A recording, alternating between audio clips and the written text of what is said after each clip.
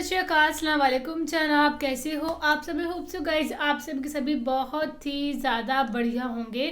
اور آپ سوچ رہے ہیں کہ میری آواز ایسی کیوں ہے؟ اس میدان میں بہت زیادہ درد ہے اور بہت زیادہ باتیں نہیں کر سکتی ہوں. سو گائز آج کی ویڈیو بہت زیادہ انٹرسٹنگ ہونے والی ہے. یہ ویڈیو نا ہم نے بنائی نہیں بھائی صاحب, ہے نا. کافی ٹائم سے ہم یہ ویڈیوز دیکھ رہے ہیں لیکن ہمیں یہ چیز کے بارے میں پتہ ہے, لیکن سائنٹیفک ریزنس کیا ہیں وہ نہیں پتا. تو آج کی ویڈیو کا ٹائٹل ہے کہ وائی پورک میٹ از حرام ان اسلام, کہ اسلام دھرم میں سور کا میٹ کھانا کیوں حرام ہے, کہ سور کے میٹ کو کیوں نہیں کھاتے. تو یہ سائنٹیفک ریسرچ ہے بھائی صاحب کہ کیوں نہیں کھاتے, ایسا کیا کارن ہے. تو باقی یہ نہیں پتا, میرے خیال سے تو یہ ایک ریزن یہ ہو سکتا ہے کہ پتہ نہیں یار کیا ریزن ہے کہ سور ہر چیز کھاتا ہے, سور اپنی پوٹی بھی خود ہی کھا لیتا ہے, لوگ پھر بھی اس کا میٹ کھاتے ہیں. تو باقی اس کو پلے کرتے ہیں, دیکھتے ہیں سائنٹیفک کیا ریزن ہے, پھر کرتے ہیں باقی باتیں ڈسکس. سو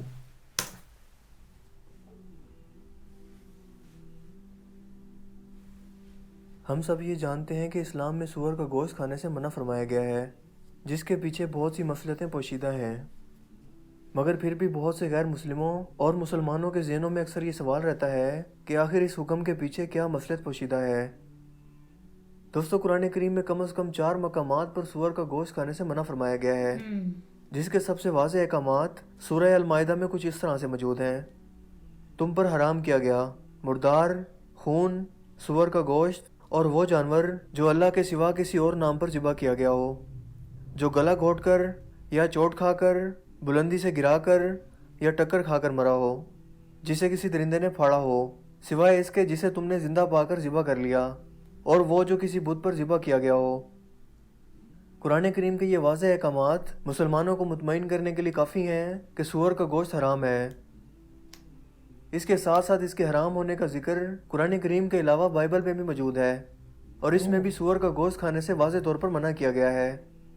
بائبل کی کتاب اخبار میں کچھ اس طرح سے درج ہے, اور سور کو کیونکہ اس کے پاؤں الگ اور چرے ہوئے ہیں پر وہ جگالی نہیں کرتا, وہ بھی تمہارے لیے ناپاک ہے. تم ان کا گوشت نہ کھانا, ان کی لاشوں کو نہ چھونا, وہ تمہارے لیے ناپاک ہیں. اس کے علاوہ کچھ ایسے ہی الفاظ افتشنا میں کچھ اس طرح سے بیان ہوتے ہیں, اور سور تمہارے لیے اس لیے ناپاک ہے کہ اس کے پاؤں تو چرے ہوتے ہیں پر وہ جگالی نہیں کرتا, تو تم اس کا گوشت نہ کھانا اور ان کی لاشوں کو ہاتھ نہ لگانا. بالکل اسی طرح کے احکامات عہد نامہ کی کتاب یسیہ کے باب نمبر 65 اشعار نمبر 2 تا 5 میں بھی آئے ہیں. دوستو, ایک اللہ کو ماننے والے مسلمان اس کے احکامات کو دل و جان سے تسلیم کرتے ہیں, مگر غیر مسلموں اور کافروں کو صرف عقلی دلائل, منطق اور سائنس کے ذریعے ہی قائل کیا جا سکتا ہے. لہٰذا آئیے چلتے ہیں سور کے گوشت پر ہونے والی حالیہ سائنسی دریافتوں کے نتائج پر, جو آج ہمیں یہ بتاتی ہے کہ سور کا گوشت کھانے سے کم از کم 70 قسم کی بیماریاں لاحق ہوتی ہیں. ایک عام انسان کے پیٹ میں کئی طرح کے کیڑے ہوتے ہیں, مثلاً راؤنڈ ورم, پن ورم اور ہک ورم وغیرہ. ان میں سے ایک پیٹ کا کیڑا ایسا ہے جو سب سے زیادہ خطرناک ہے. اسے ٹائنیا سوئلم کہا جاتا ہے, جو عام زبان میں ٹیپ ورم بھی کہلاتا ہے. یہ سائز میں بہت لمبا ہوتا ہے اور انسانی آنتوں میں رہتا ہے, اور انسانی آنتوں کے اندر انڈے بھی دیتا ہے جنہیں اووا کہا جاتا ہے. یہ انڈے خون کی گردش میں شامل ہو کر جسم کے کسی بھی حصے میں پہنچ سکتے ہیں. لہٰذا اگر یہ دماغ تک جا پہنچیں تو یادداشت کو شدید نقصان پہنچاتے ہیں. اگر یہ دل میں داخل ہو جائیں تو دل کے دورے یا ہارٹ اٹیک کی وجہ بن سکتے ہیں. جبکہ اگر یہ آنکھوں میں پہنچ جائیں تو آنکھوں کے موتیا یا نابینا بن کا باعث بن سکتے ہیں. اگر یہ انسانی جگر میں داخل ہو جائیں تو پورے جگر کا ستیہ ناش کر ڈالتے ہیں. غرض یہ ہے کہ اس کی وجہ سے جسم کے تقریباً تمام اعضاء بالکل تباہ ہو سکتے ہیں. یہی نقصان دہ ٹیپ ورم سور کے گوشت میں بہت زیادہ مقدار میں پائے جاتے ہیں, جو انسانی جسم میں داخل ہو کر کسی بھی انسانی اعضاء کو ناکارہ کر سکتے ہیں. دوستو, بالکل اسی طرح کا ایک اور خطرناک کیڑا تفیلیا کہلاتا ہے. یہ بھی سور کے گوشت میں بہت زیادہ مقدار میں پایا جاتا ہے اور انسانی جسم کے لیے انتہائی نقصان دہ ہے. عام طور پر لوگوں میں یہ غلط فہمی پائی جاتی ہے کہ سور کا گوشت اگر اچھی طرح سے پکا لیا جائے تو زیادہ ٹیمپریچر کی وجہ سے ان کیڑوں کے انڈے ضائع ہو جاتے ہیں, مگر ایسا نہیں ہے. امریکہ میں کی گئی ایک حالیہ تحقیق کے مطابق اس تفیلیا یا ٹرائی کیورا کیڑے سے متاثر 24 افراد میں سے 20 افراد ایسے تھے جنہوں نے سور کا گوشت خوب اچھی طرح سے پکا کر کھایا تھا, مگر اس کے باوجود بھی ان کے جسم میں ان کیڑوں کی مقدار بہت زیادہ تھی, جو یہ ظاہر کرتا ہے کہ سور کے گوشت میں موجود انڈے کھانا پکانے کے عام درجہ حرارت پر بھی نہیں مرتے۔ اس کے علاوہ سور کے گوشت میں ایسے اعضاء بہت کم ہوتے ہیں جو مسلز یا پٹھوں کی نشو و نما کے کام آتے ہیں۔ اس کے برعکس اس کے جسم میں فیٹس یا چربی کی بہت زیادہ مقدار موجود ہوتی ہے۔ یہ چربی خون کی نالیوں میں جمع ہوتی رہتی ہے اور آخرکار شدید ذہنی دباؤ، ہائپر ٹینشن اور دل کے دورے کی وجہ بن سکتی ہے۔ لہٰذا آپ کو یہ جان کر حیرت نہیں ہوگی کہ 50% سے بھی زائد امریکیوں کو ہائپر ٹینشن کا مرض لاحق ہے۔ دوستو، سور دنیا کے غلیظ ترین جانوروں میں سے ایک ہے۔ یہ گندگی، غلاظت اور فضلے پر گزارا کرتا ہے اور یہی اس کی پسندیدہ غذا ہے۔ ایسے دیہات جہاں ٹوائلٹ موجود نہیں ہوتے، وہاں لوگ کھلے مقامات پر جا کر رفع حاجت کرتے ہیں۔ لوگوں کی یہ غلاظتیں سور ہی صاف کرتے ہیں، لہٰذا ایسی خوراک کھانے والے جانور کا گوشت بھلا کیسے پاک ہو سکتا ہے؟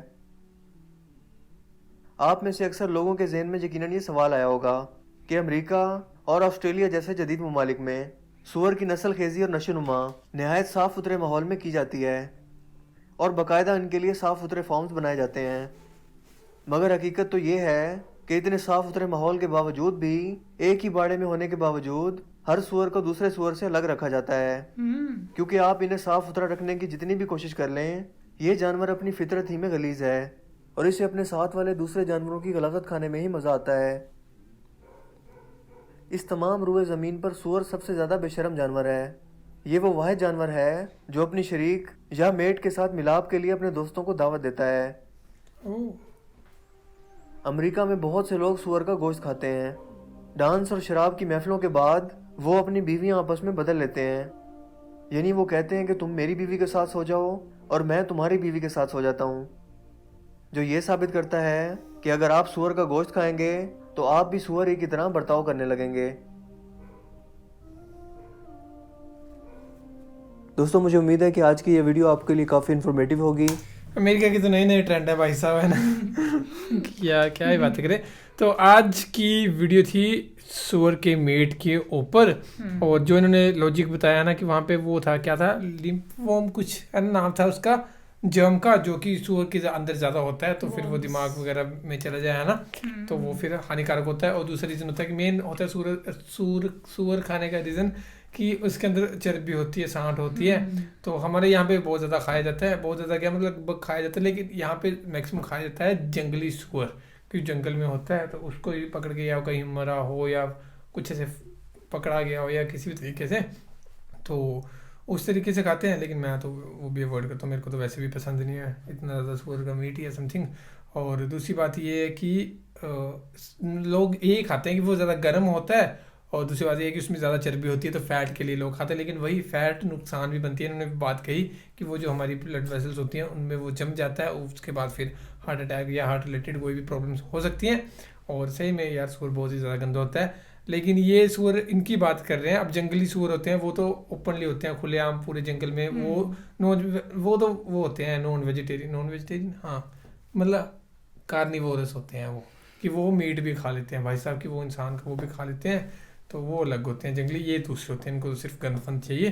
تو باقی یہ تھی ویڈیو، لیکن حرام ہے تو حرام ہے، لیکن اس ٹائم اچھا جب حرام کرا گیا تھا اس کو، میں یہ چیز سوچ رہا تھا تب تھوڑی نا پتا تھا کہ اس کے بیچ میں یہ ہوتے ہیں، اس کے بیچ میں یہ جرم ہوتا ہے، تب اتنی ٹیکنالوجی نہیں تھی، لیکن اس ٹائم پہ بھی اس چیز کو حرام کرا گیا تھا، پتہ ہے کہ یہ چیز صحت کے لیے خراب نہیں ہے۔